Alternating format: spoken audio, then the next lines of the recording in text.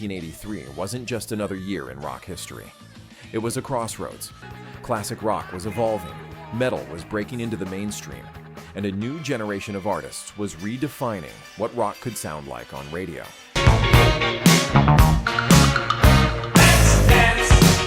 On MTV, and on the world stage. These weren't just hit songs, they were moments. Tracks that took risks, challenged expectations, and helped shape the sound of the decade that followed.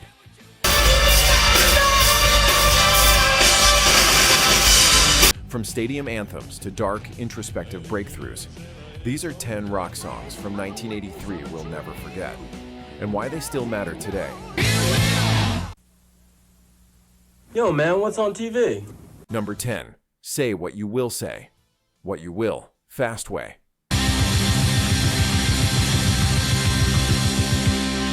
Some songs don't overthink it. They just hit. Formed by Fast Eddie Clarke, Fastway delivered raw, no-frills hard rock.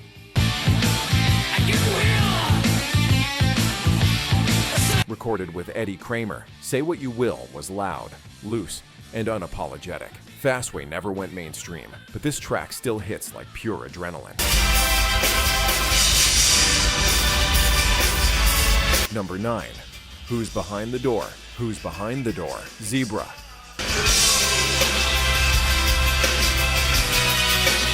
It begins like a whisper. Recorded in Louisiana with producer Jack Douglas. Zebra's breakout track blended progressive rock complexity with melodic restraint.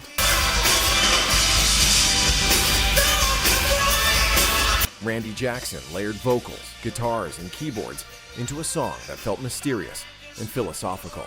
It didn't chase trends, and that's why it stood out. Number 8. Fake Friends. Fake Friends. Joan Jett.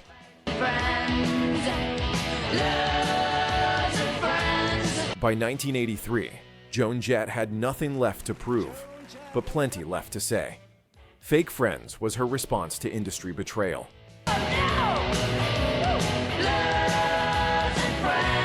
Written with Kenny Laguna and recorded at Kingdom Sound Studios.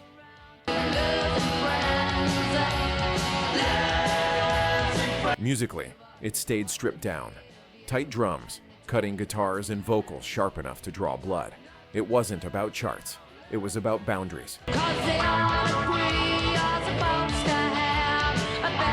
Though it never reached the heights of I Love Rock and Roll, it became a fan favorite.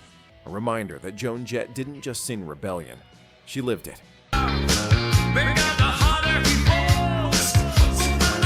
Number 7. One Thing Leads to Another. One thing leads to another. The Fix.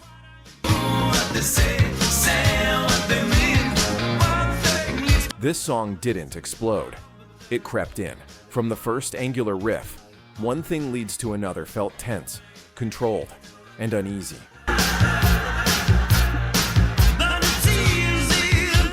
Recorded at Farmyard Studios for Reach the Beach, producer Rupert Hine helped The Fix craft a sound that was sleek but never comfortable.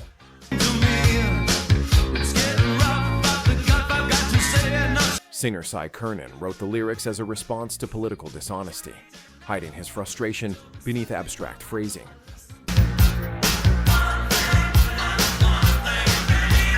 His detached delivery made the message more unsettling, calm on the surface, boiling underneath. When the song caught fire on US radio and MTV,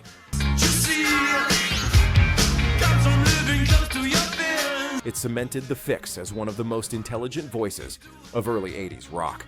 Proof that tension could be just as powerful as volume.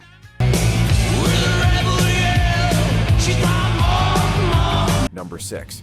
Rebel Yell. Rebel Yell, Billy Idol.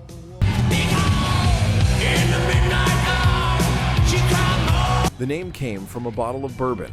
At a party, Billy Idol watched members of the Rolling Stones passing around shots of Rebel Yell whiskey. The phrase stuck. By the next day, Idol and guitarist Steve Stevens were building a song around it. Recorded Recorded at Electric Lady Studios with producer Keith Forsey, Rebel Yell was designed to bridge worlds. Punk attitude with stadium ambition.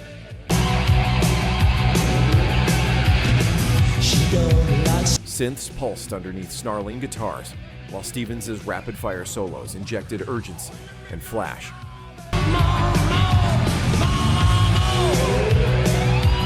Idol's vocal performance walked a tightrope between menace and seduction, sneering and inviting at the same time. It didn't dominate the charts immediately.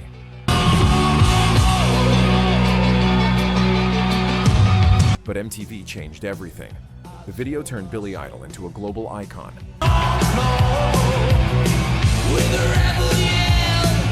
Leather-clad and defiant, perfectly suited for the visual era. Rebel Yell became more than a hit. It became a blueprint for 80s rock stardom.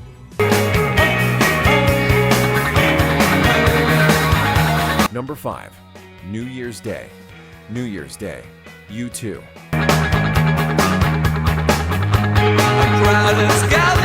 It started not with lyrics, but with a bass line.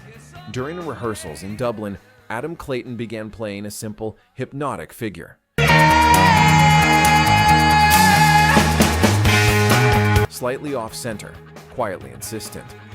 The rest of the band leaned in, and within minutes, the foundation of New Year's Day was born.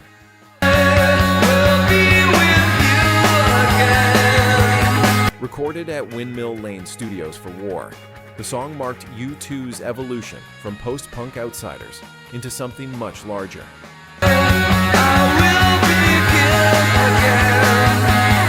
Initially written by Bono as a love song to his wife, the lyrics took on new meaning after the band watched footage of Poland's Solidarity movement.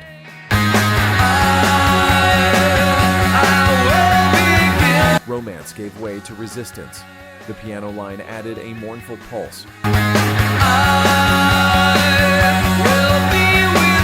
While the Edge carved space with echo-drenched guitar strokes that would soon become his signature. Bono's voice hovered between exhaustion and determination. I want to be with you. Hope under pressure. Released in January 1983, New Year's Day became U2's first international hit. All is quiet. More than a song, it was a statement. This band wasn't just making records, they were engaging with the world.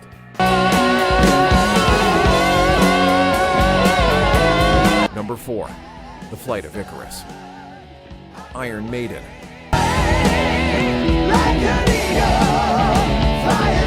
For a band built on speed, aggression, and relentless momentum, slowing down was a risk.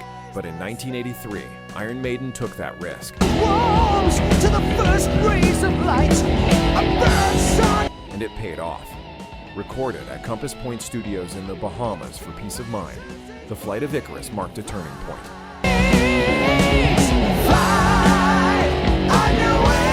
Producer Martin Birch gave the track a wide, open mix, allowing every instrument to breathe. The galloping rhythm still carried Maiden's DNA.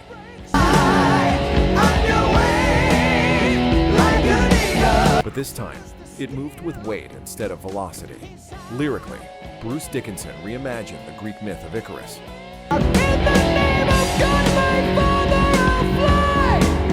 Instead of a cautionary tale about arrogance, the song framed the flight as an act of rebellion, a refusal to accept imposed limits, even if the cost was catastrophic.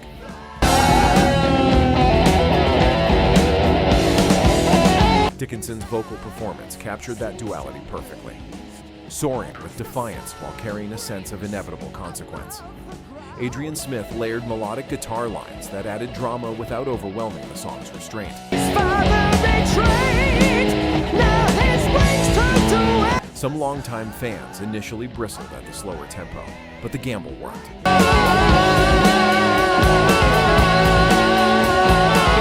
The Flight of Icarus became Iron Maiden's first significant American radio hit, a crucial step in their transformation from cult metal heroes into a global force. Number 3. Let's Dance. Let's Dance, David Bowie. For fear to is all. By 1983, David Bowie had reinvented himself countless times. But Let's Dance changed everything. Produced by Nile Rodgers, the song fused funk, rock, and dance into something sleek and cinematic. I'll run with you. Bowie handed Rodgers a folk-leaning demo and said, "Make it a hit." If you say hi, we'll hi. Rodgers delivered and enlisted an unknown guitarist named Stevie Ray Vaughan, whose raw solo cut through the polish and kept the track grounded. Let's dance to the song. Released in March 1983, Let's Dance hit #1 in over a dozen countries, turning Bowie into a global pop powerhouse on his own terms.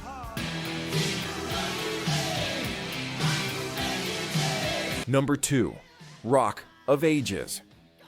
Def Leppard.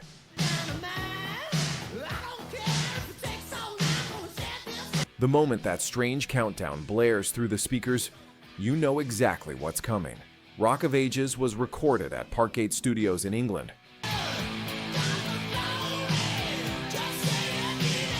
With producer Mutt Lange, who pushed Def Leppard toward a layered high-gloss sound without sacrificing power. The opening chant? A complete accident.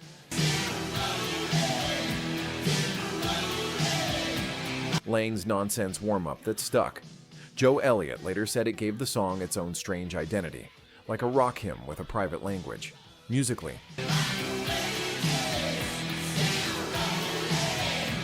it's a perfect balance of metal muscle and pop precision. Massive chorus, infectious riff, undeniable swagger. Released in May 1983,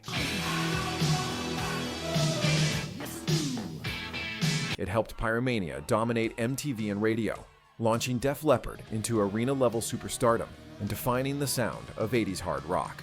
Every move you make. Number 1, Every Breath You Take. The Police.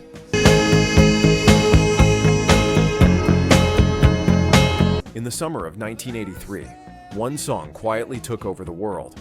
It wasn't loud, it wasn't flashy, but it was everywhere.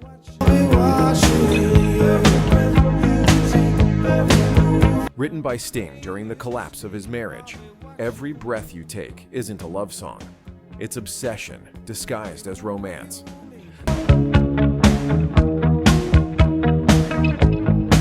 The calm melody masks themes of control, fixation, and emotional surveillance, making it deeply unsettling beneath its polished surface. The band recorded the track at Air Studios in Montserrat with producer Hugh Padgham during a period of extreme tension.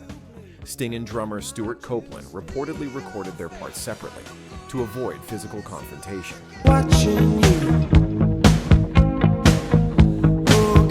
Ironically, that friction gave the song its restrained, hypnotic feel.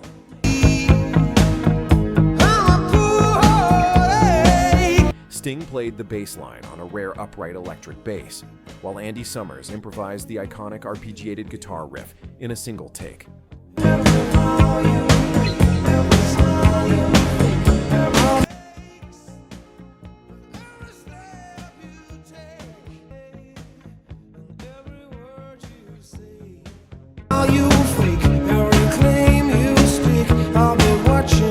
Minimal, precise, and unforgettable.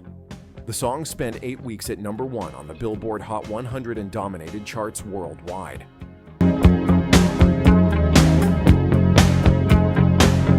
Its stark black and white video became an MTV staple. Decades later, it's still misunderstood, often played at weddings, despite its dark core. That contrast is exactly why it endures. 1983 gave us more than just great songs. It gave us turning points, artists pushing boundaries, bands finding their voice, and tracks that still hit with the same power decades later. Now we want to hear from you.